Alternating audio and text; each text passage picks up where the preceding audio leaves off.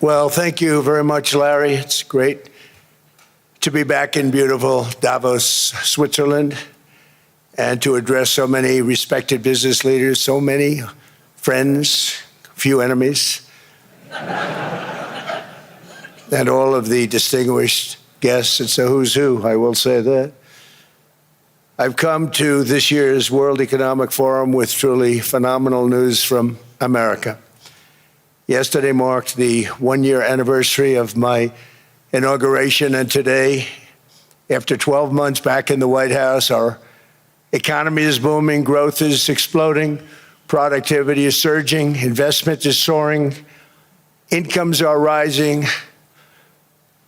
inflation has been defeated, our previously open and dangerous border is closed and virtually impenetrable, and the United States is in the midst of the fastest and most dramatic economic turnaround in our country's history.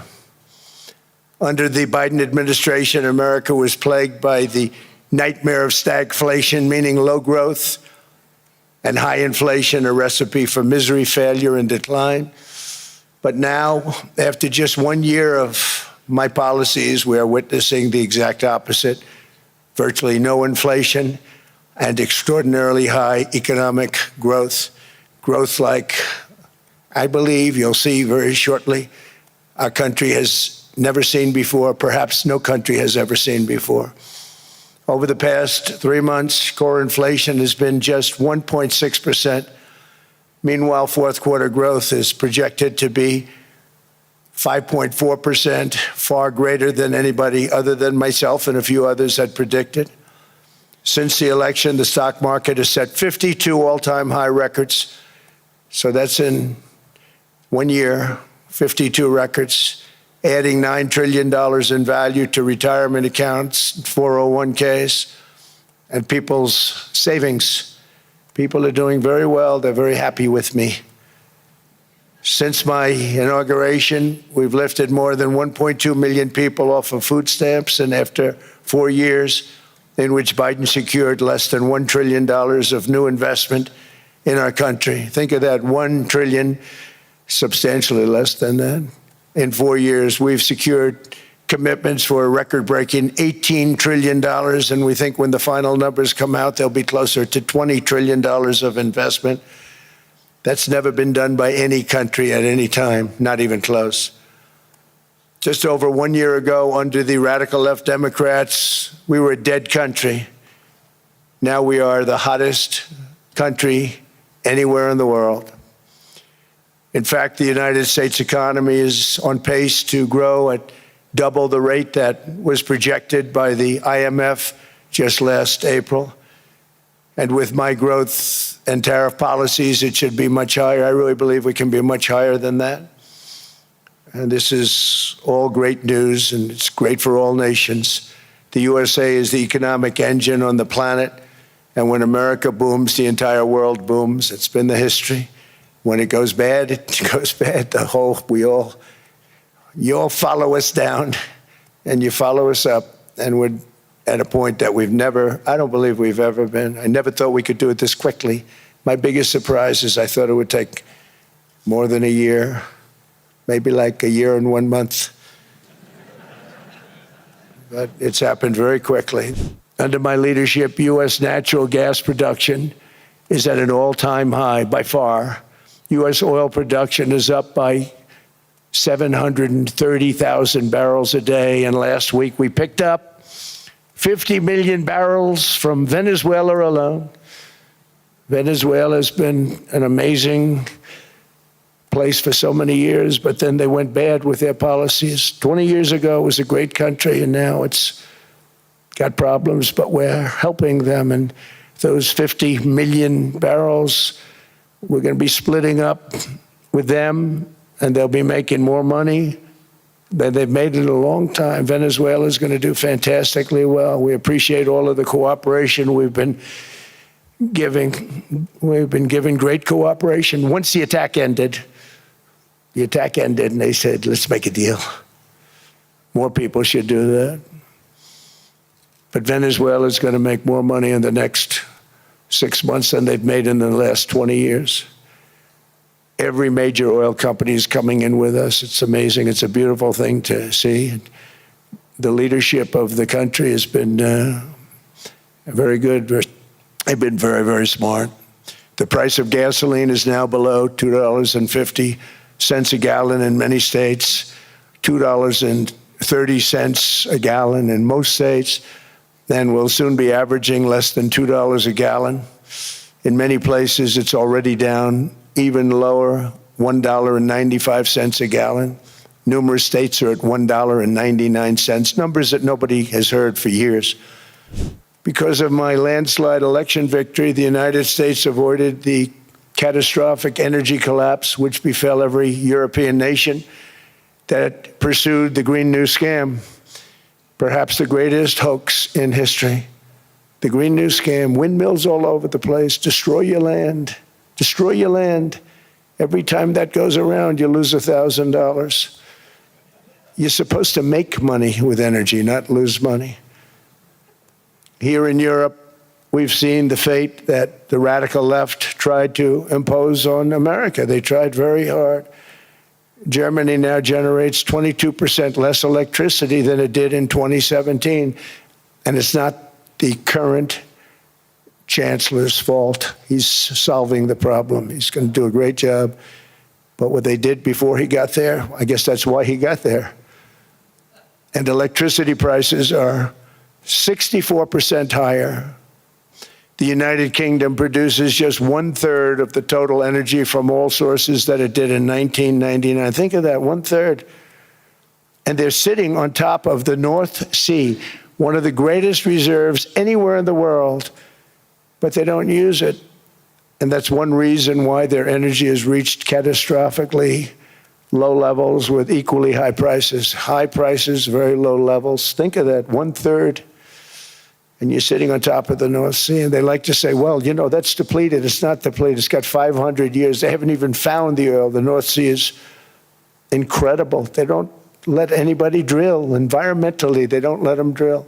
They make it impossible for the oil companies to go. They take 92% of the revenues. So the oil companies say, we can't do it. They came to see me. Is there anything you can do? I want Europe to do great. I want UK to do great.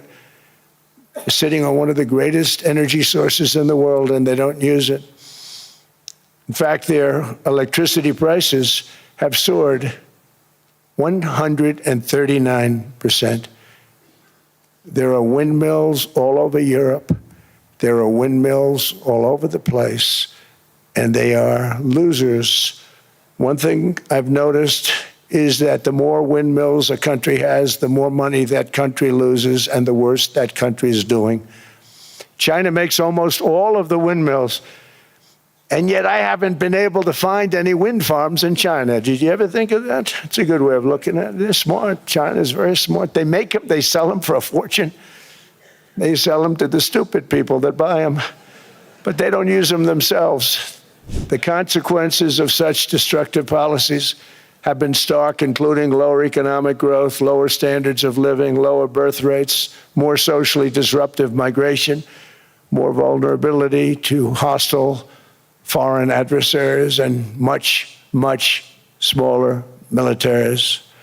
The United States cares greatly about the people of Europe. We really do. I mean, look, I am derived from Europe. Scotland and Germany, 100% Scotland, my mother, 100% German, my father. And we believe deeply in the bonds we share with Europe as a civilization. I want to see it do great. That's why issues like energy, trade, immigration, and economic growth must be central concerns to anyone who wants to see a strong and united West, because Europe and those countries have to do their thing. They have to get out of the culture that they've created over the last 10 years. It's horrible what they're doing to themselves. They're destroying themselves. These beautiful, beautiful places. We want strong allies, not seriously weakened ones. We want Europe to be strong. Ultimately, these are matters of national security, and perhaps no current issue makes the situation more clear than what's currently going on with Greenland. Would you like me to say a few words of Greenland? I was going to leave it out of the speech, but I think I would have been reviewed very negatively. I have tremendous respect for both the people of Greenland and the people of Denmark, tremendous respect. But every NATO ally has an obligation to be able to defend their own territory. And the fact is, no nation or group of nations is in any position to be able to secure Greenland other than the United States. We're a great power, much greater than people even understand. I think they found that out 2 weeks ago in Venezuela.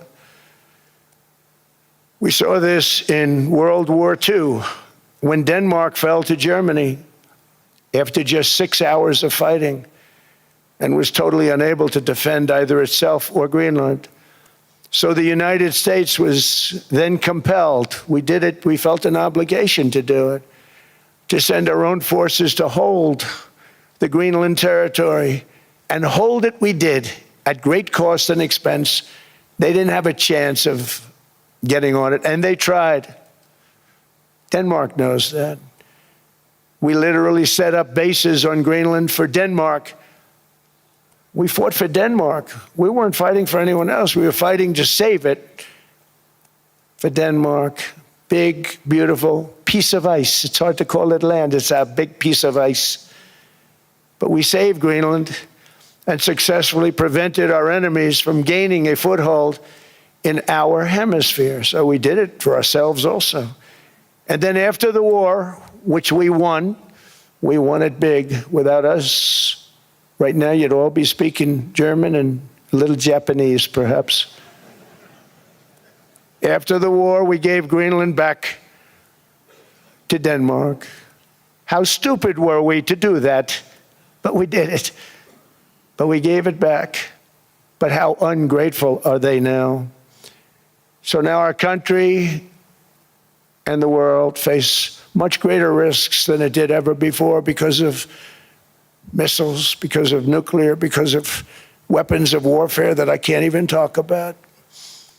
2 weeks ago, they saw weapons that nobody ever heard of. They weren't able to fire one shot at us. They said, what happened? Everything was discombobulated. They said, we've got them in our sights. Press the trigger, and nothing happened. No anti-aircraft missiles went up. There was one that went up about 30 feet and crashed down right next to the people that sent it. They said, what the hell is going on? Those defensive systems were made by Russia and by China. So they're going to go back to the drawing boards, I guess. Greenland is a vast, almost entirely uninhabited and undeveloped territory that's sitting undefended in a key strategic location between the United States, Russia, and China. That's exactly where it is, right smack in the middle. Wasn't important nearly when we gave it back. You know, when we gave it back, it wasn't the same as it is now. It's not important for any other reason, you know, everyone talks about the minerals. There's so many places. There's no rare earth, no such thing as rare earth. There's rare processing, but there's so much rare earth. And to get to this rare earth, you got to go through hundreds of feet of ice. That's not the reason we need it. We need it for strategic national security and international security. This enormous unsecured island is actually part of North America, on the northern frontier of the Western Hemisphere. That's our territory. It is therefore a core national security interest of the United States of America. And in fact, it's been our policy for hundreds of years to prevent outside threats from entering our hemisphere, and we've done it very successfully. We've never been stronger than we are now. That's why American presidents have sought to purchase Greenland for nearly 2 centuries. You know, for 2 centuries they've been trying to do it. They should have kept it after World War II, but they had a different president. That's all right. People think differently. Much more necessary now than it was at that time, however. In 2019, Denmark said that they would spend over $200 million to strengthen Greenland's defenses. But as you know, they spent less than 1% of that amount. 1%, there's no sign of Denmark there.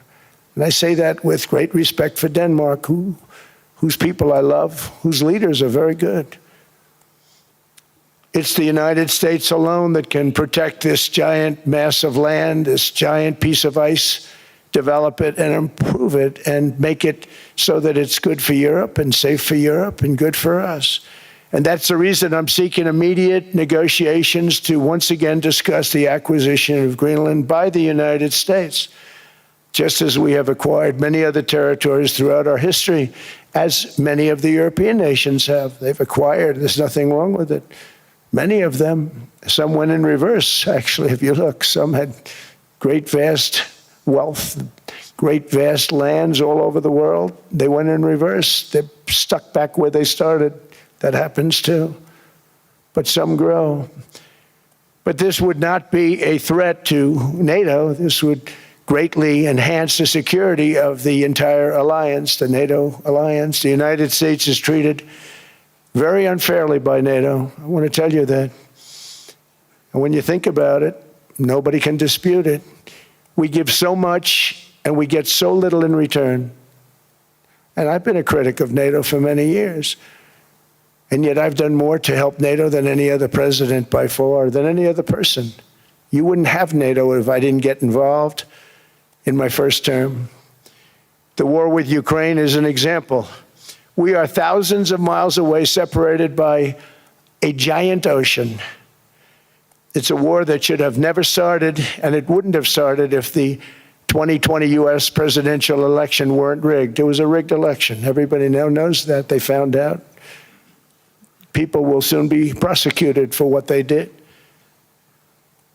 It's probably breaking news, but it should be. It was a rigged election. You can't have rigged elections. You need strong borders, strong elections, and ideally a good press. I always say it. Strong borders, strong elections, free, fair elections, and a fair media. The media is terrible. It's very crooked. It's very biased, terrible. But someday it'll straighten out because it's losing all credibility. Think of it, when I went in a landslide, a giant landslide, won all 7 swing states, won the popular vote, won everything, and I only get negative press. That means that it has no credibility. And if they're going to get credibility, they're going to have to be fair. So you need a fair press. But you also need those other elements. And I inherited a terrible, terrible situation. If you look, the border was open, the inflation was raging, everything was bad with the United States when I came into office. But I also inherited a mess with Ukraine and Russia, something that would have never happened. And I know Putin very well. He and I would discuss Ukraine. It was the apple of his eye, but he wasn't going to do anything. I said, Vladimir, you're not doing it. He would never have done it. It was terrible what happened. I could see it happening, too. After I left, I could see it happening. Biden had given Ukraine and NATO $350 billion, a staggering sum, $350 billion. I came in, and just like the southern border, just like inflation, just like our economy, I said, wow, this place is in trouble, meaning our country. All of these things were out of control. But the border was out of control. We fixed it with the strongest border anywhere in the world. And I've now been working on this war for 1 year, during which time I settled 8 other wars. India, Pakistan, I settled other wars that were, Vladimir Putin called me, Armenia, Azerbaijan. He said, I can't believe you settled that one. They were going on for 35 years. I settled it in 1 day. And President Putin called me. He said, you know, I can't believe I've worked on that war for 10 years trying to settle it. I couldn't do it. I said, do me a favor, focus on settling your war. Don't worry about that one.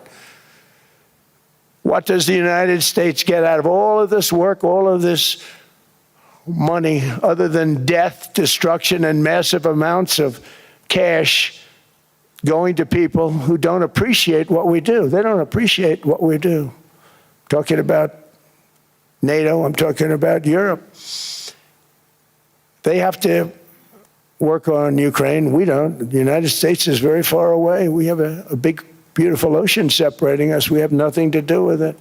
Until I came along, NATO was only supposed to pay 2% of GDP, but they weren't paying. Most of the countries weren't paying anything. The United States was paying for virtually 100% of NATO. And I got that stopped. I said, that's not fair. But then more importantly, I got NATO to pay 5%, and now they were paying, and now they are paying. So something nobody said was possible. They said, we will never go up higher than 2%. But they went to 5%, and now they're paying the 5. They didn't pay the 2, and now they're paying the 5. And they're stronger for it, and they have an excellent, by the way, Secretary General, who's possibly in the room. Mark, are you here? Yes, he's here. Hello, Mark. We never asked for anything, and we never got anything. We probably won't get anything unless I decide to use excessive strength and force where we would be, frankly, unstoppable. But I won't do that. Okay? Now everyone's saying, oh, good. That's probably the biggest statement I made, because people thought I would use force. I don't have to use force. I don't want to use force. I won't use force.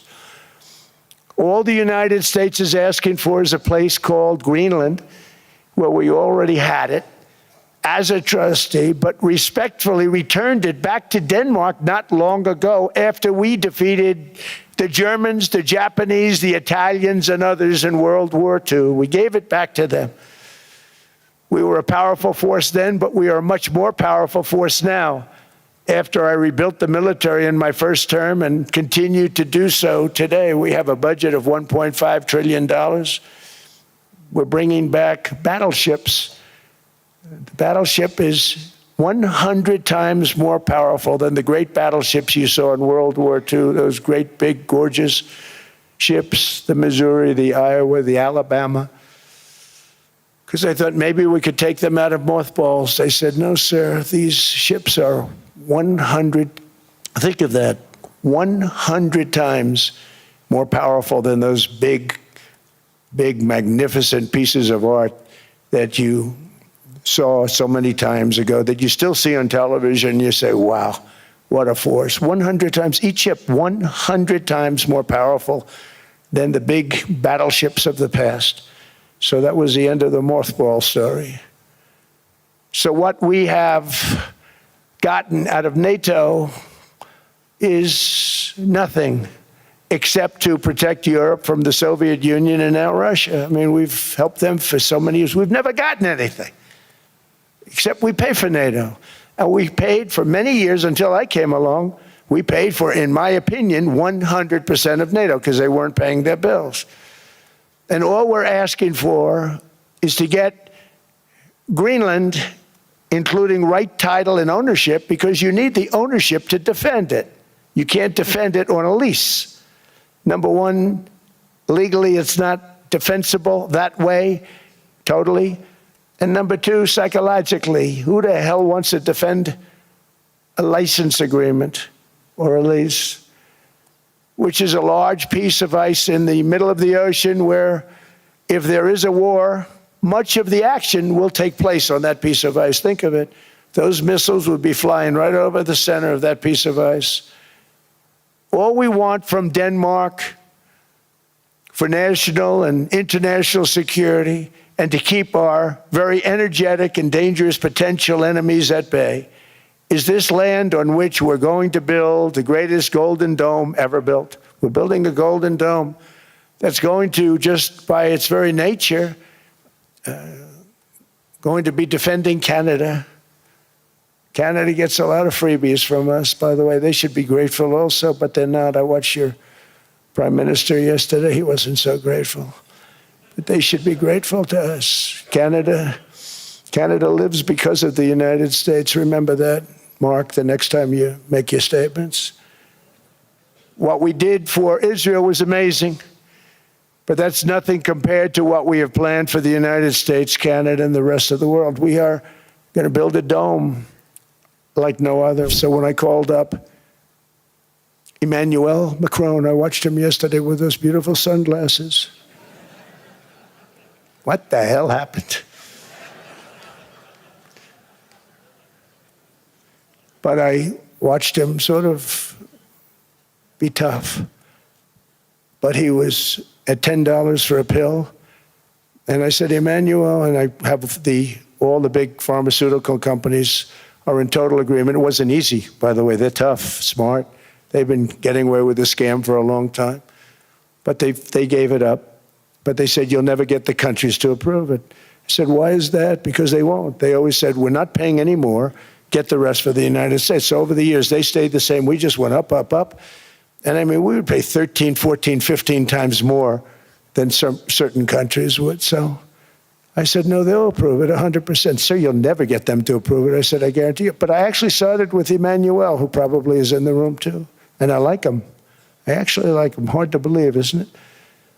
And I said, Emmanuel, you're going to have to lift the price of that pill to $20, maybe $30. Think of that. That means it's a doubling of prescription drugs. Might be a tripling, might be a quadrupling. It's not easy. No, no, no, Donald, I will not do that. I said, yes, you will, 100%. He said, no, no, no. You're asking me to double. I said, Emmanuel, you've been taking advantage of the United States for 30 years with prescription drugs. You really should do it, and you will do it. I have no doubt. In fact, I am 100% sure you're going to. No, no, no, I will not do it. Because he has to, in all fairness to him, he has to double or triple. Because the world being a bigger place than the United States, it's not that you meet in the middle. You just have to go up some, and we come down a lot. They go up a little, we come down a lot. So we're at $130, they're at 10. So they may have to go to 20 or 30. No more than that. I said, Emmanuel, you're going to be doubling or tripling? No, no, no. I said, here's the story, Emmanuel. The answer is you're going to do it. You're going to do it fast. And if you don't, I'm putting a 25% tariff on everything that you sell into the United States and a 100% tariff on your wines and champagnes. And that's about 10 times more than what I'm requesting. And you're going to do it. I don't want to go public with it, but you may make me do that. No, no, Donald, I will do it. I will do it. It took me, on average, 3 minutes a country, saying the same thing. You will do it. They all said, no, no, no, I will not do it. You're asking me to double the cost of prescription. I said, that's right, because you've been screwing us for 30 years. And they said, we will not do it. I said, that's all right. On Monday morning, we're putting a 25, 30, 50. I gave different numbers for different countries. This is also national security we're talking about. Not fair. We're not going to subsidize the whole world. And every one of those countries have agreed to do it. I mean, I had a case with Switzerland. We happened to be in Switzerland. Maybe I'll give you a quick story. But they were paying nothing. They make beautiful watches, great watches, Rolex, all of them. They were paying nothing to the United States when they sent their product in. And we had a $41 billion deficit. $41 billion with this beautiful place. Flew over it, isn't it nice? So I said, let's put a 30% tariff on them so that we get back some of it, not all of it at all. We'd still have a deficit, big deficit. We had 41 million. That's a big deficit. And I said, let's put a tariff on. Different tariffs, different places. You're all party to them. In some cases, victims to them. But in the end, it's a fair thing. And most of you realize that. But we put a 30% tariff on Switzerland, and all hell broke loose. They were calling, I mean, like you wouldn't believe. And I know so many people from Switzerland, incredible place, incredible, brilliant place. But I then realized that they're only good because of us. And there's so many other examples. I mean, us, probably other places, but a majority of the money they make is because of us, because we never charged them anything. So they come in, they sell their watches, no tariffs, no nothing. They walk away, they make $41 billion on just us. So I said, no, we can't do that. So I'm going to bring it up. I still would have a deficit pretty substantial, but I brought it up to 30%. And the I guess Prime Minister, I don't think President, I think Prime Minister called a woman, and she was very repetitive. She said, no, no, no, you cannot do that, 30%. You cannot do that. We are a small, small country. I said, yeah, but you have a big, big deficit. You may be small, but you have a bigger deficit than big countries. He said, no, no, no, please, you cannot do it. Kept saying the same thing over and over. We are a small country. I said, but you're a big country in terms of, and she just rubbed me the wrong way, I'll be honest with you. And I said, all right, thank you, ma'am, appreciate it. Do not do this. Thank you very much, ma'am. And I made it 39%. And then all hell really broke out. And I was paid visits by everybody. Rolex came to see me. They all came to see me. But I realized, and I reduced it, because I don't want to hurt people. I don't want to hurt them. And we brought it down to a, lower level. Doesn't mean it's not going up, but we brought it down to a lower level. But they pay now, tariff. But I realized that we have many places like that where they're making a fortune because of the United States. Without the United States, they wouldn't be making anything. Think of it. Switzerland made $41 billion on us. And as she said, it's a small place. And I realized with that, I don't know, it was so, because she was so aggressive. And I realized in that conversation that the United States is keeping the whole world afloat. But equally importantly, we're cracking down on more than $19 billion in fraud that was stolen by Somalian bandits. Can you believe that Somalia, they turned out to be higher IQ than we thought? I always say these are low IQ people. How did they go into Minnesota and steal all that money? And we have, they're pirates, they're good pirates, right? But we shoot them out of the water just like we shoot the drug boats out. They're not pirating too many boats lately, do you notice? When they go out into those boats, they want to take over $1.5 billion tanker loaded up with oil. And they say, we're going to blow up your boat. They have powerful weapons. You hit the side of the boat, you blow the whole thing up. The insurance companies are petrified, so they say, just give them the boat, we'll give them money instead.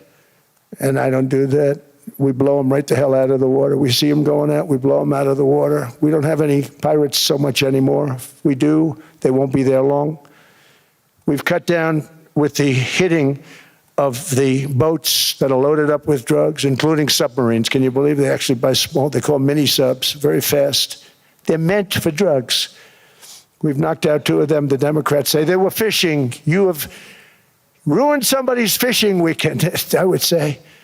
A submarine is not a fishing boat. You don't fish. But we've knocked down drugs by water, the oceans, the sea, by 97.2%. Think of that. And I actually say, who the hell are the 3%? Because I would not want to be piloting one of those boats. We knocked them down, and now we're going to start on land. We're going to knock it all out. The land is the easy part. What we did on sea is incredible, and that's our great military. The situation in Minnesota reminds us that the West cannot mass import foreign cultures, which have failed to ever build a successful society of their own. I mean, we're taking people from Somalia, and Somalia is a failed, it's not a nation.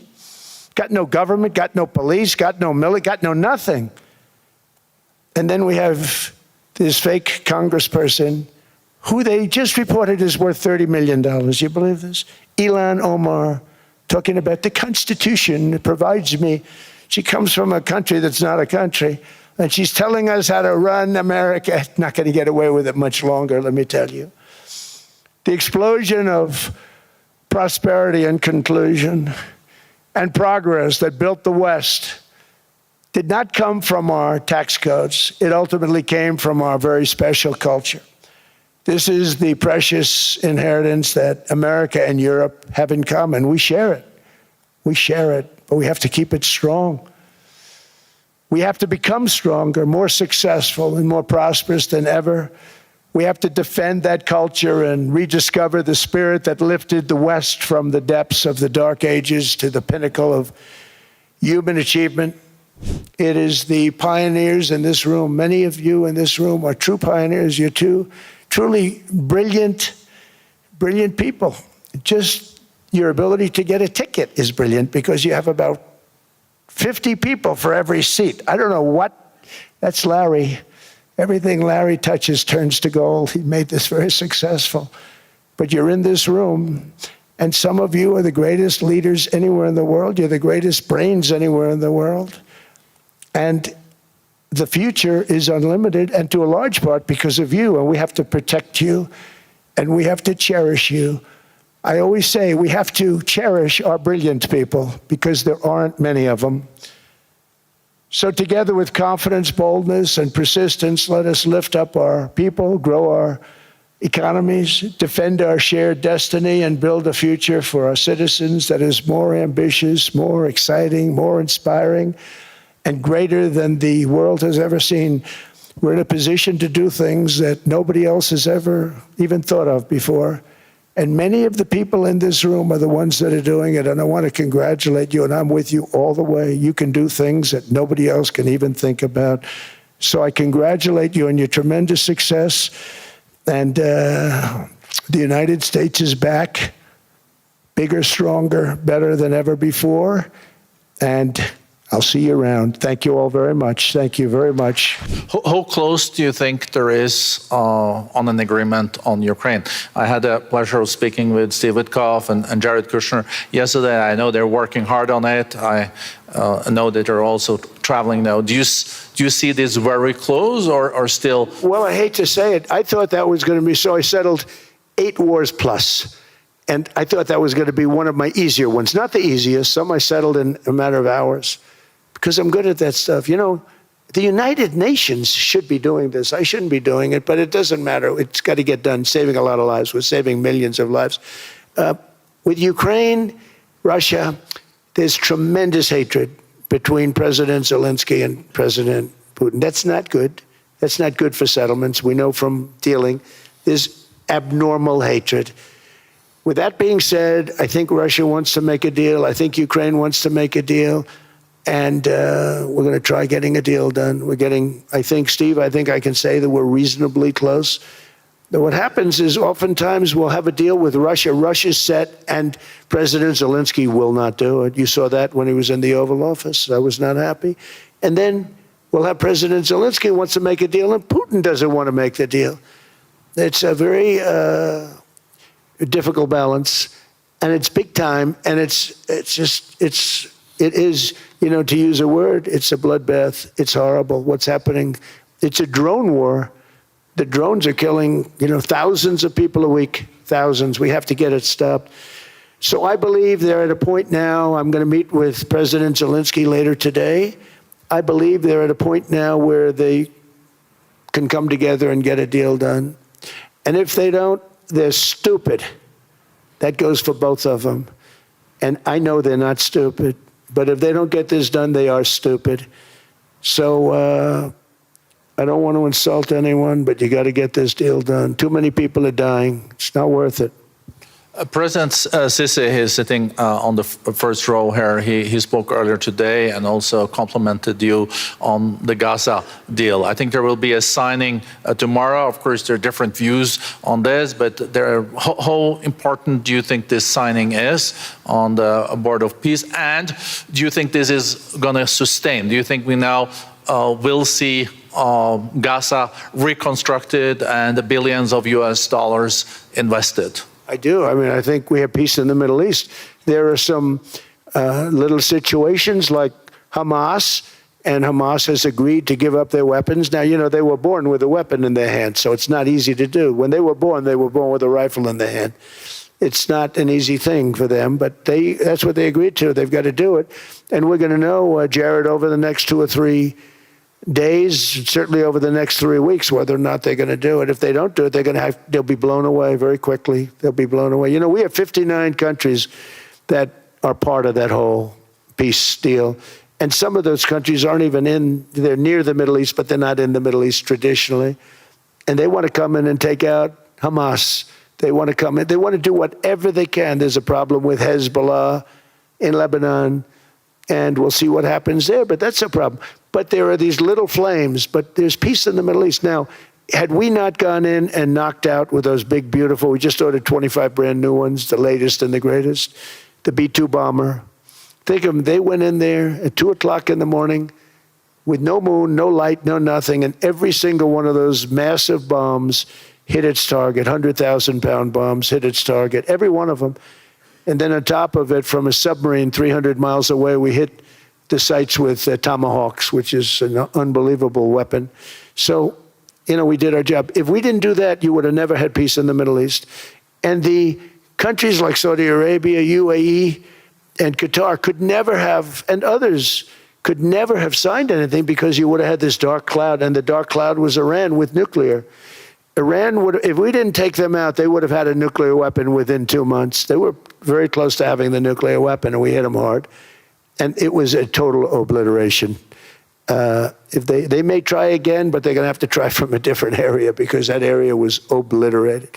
Incredible thing we did. And because we did that, we were able to make peace. If we didn't do that, I would say, Jared and Steve, if we didn't do that, there was no chance of making peace because the countries I just named and other countries could have never signed off. They were afraid. They were afraid. We had a bully. The bully was Iran, the bully of the Middle East. They used to call it for years. They were the bully of the Middle East. They're not the bully of the Middle East anymore. Mr. President, I know you even had to change plane last night, so I guess you didn't have much sleep, but I think but your energy is still there. I know you have several bilateral meetings. I know you're also hosting a reception. So thank you so much for coming back to Davos. Thank you so much. It's highly appreciated. Well, thank you very much. Thank you, everybody, very much. Thank you. Thank you.